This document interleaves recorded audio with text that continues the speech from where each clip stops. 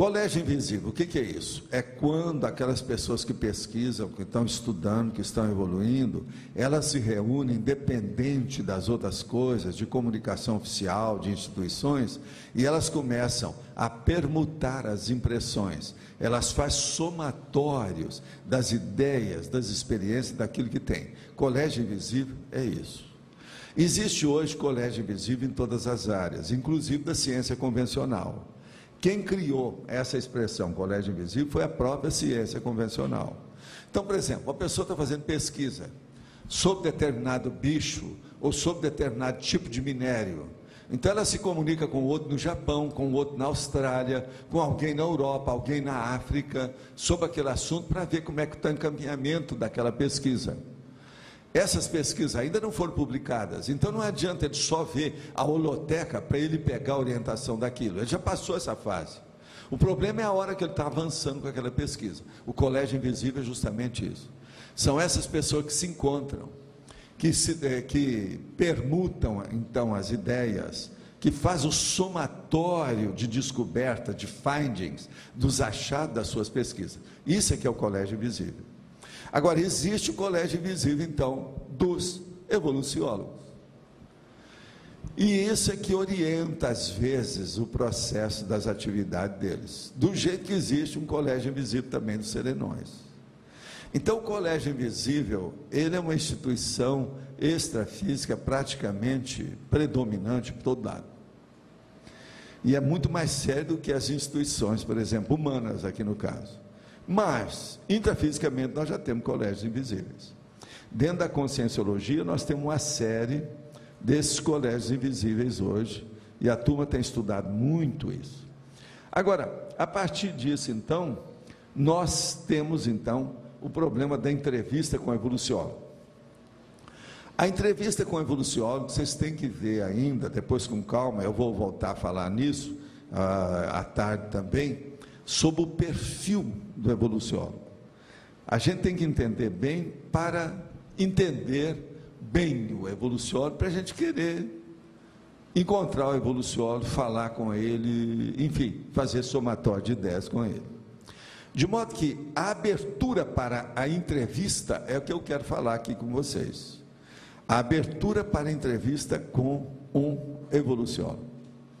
Primeira coisa, a sua vida você tem que plotar, tem que organizar, tem que consolidar, tem que implantar dentro da interassistencialidade. Quer dizer, você assiste e você recebe assistência.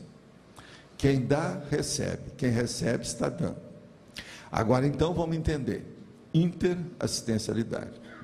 Segundo, a autoverbação. Verbação. Primeiro você faz, depois você fala. Isso diz respeito a você. Então, é o verbo, a ação sua. Isso é a autoverbação. Para a gente ter contato com o evoluciólogo, precisa de apresentar alguma coisa na ficha.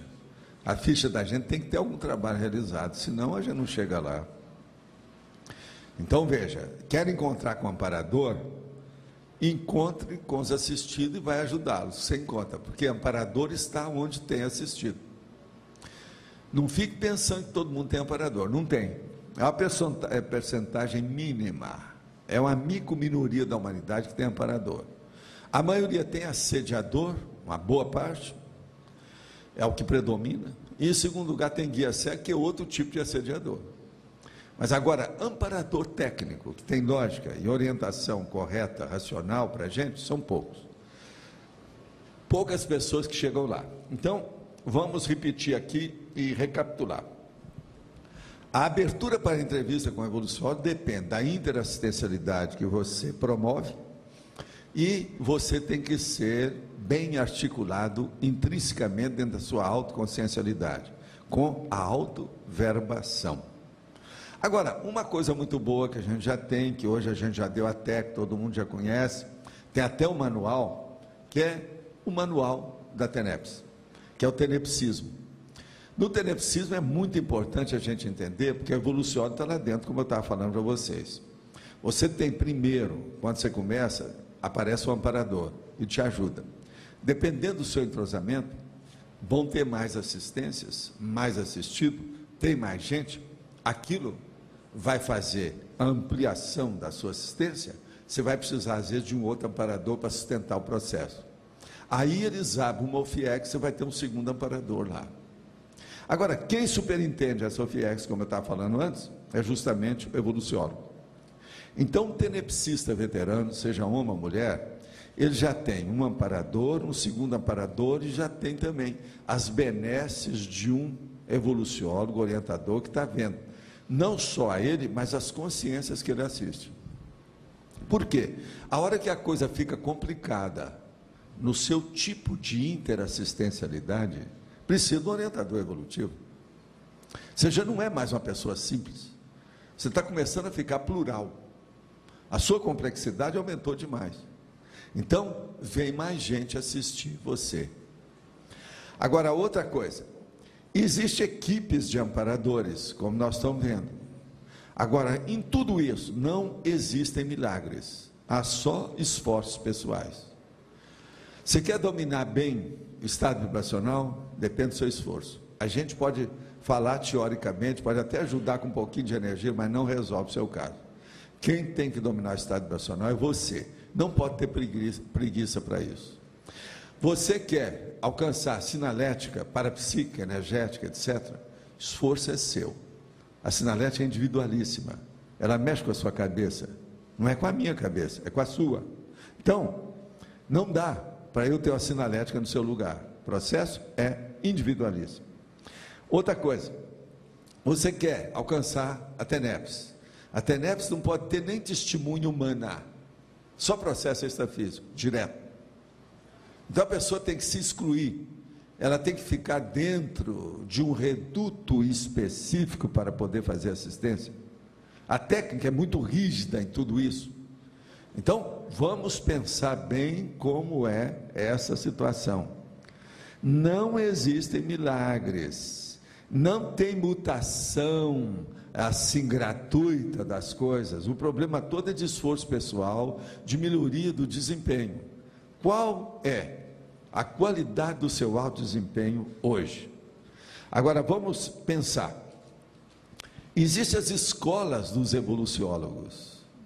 A maioria de tudo que nós fazemos depende deles. Isso aí, geralmente, eu não falei muito até hoje, precisa esclarecer isso mais.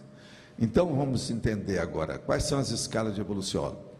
A OFIEX é a mais óbvia e a mais abstrata. É um paradoxo. Ela é a mais óbvia porque é a que acontece com quem está praticando o tenepsismo já no nível de veterano. E ela é a mais abstrata, porque ninguém sabe onde é que está o OFIEX. Ninguém chega lá. A visita só vai lá se é marcada. E quase sempre tem amparador ou evoluciólogo atrás. Gente externa não entra lá. Esse é o motivo que a prática da TENEPS não tem testemunho humana. Por quê? Eles já avisam lá no fim que vai ter uma oficina extrafísica que é individualíssima e que é muito séria tecnicamente falando, dentro da paratecnologia. Então vamos agora pensar, dentro das escolas dos evoluciólogos, a primeira que tem é o FIEX. São poucas vezes que eu já falei nisso, na tertúlia eu nunca toquei nesse assunto. Agora, outra escola enorme que nós temos, que está começando a aparecer, chama-se Comunidade Conscienciológica Cosmoética Internacional, CCCI. Nós vimos que no dia que nós começamos aqui essa convenção com todo mundo, pela primeira vez eu vi, numa solenidade de comemoração, o transventor aparecer. Eu falei aqui na hora que eu vi que ele estava aqui. Por quê? Porque eles têm responsabilidade com isso.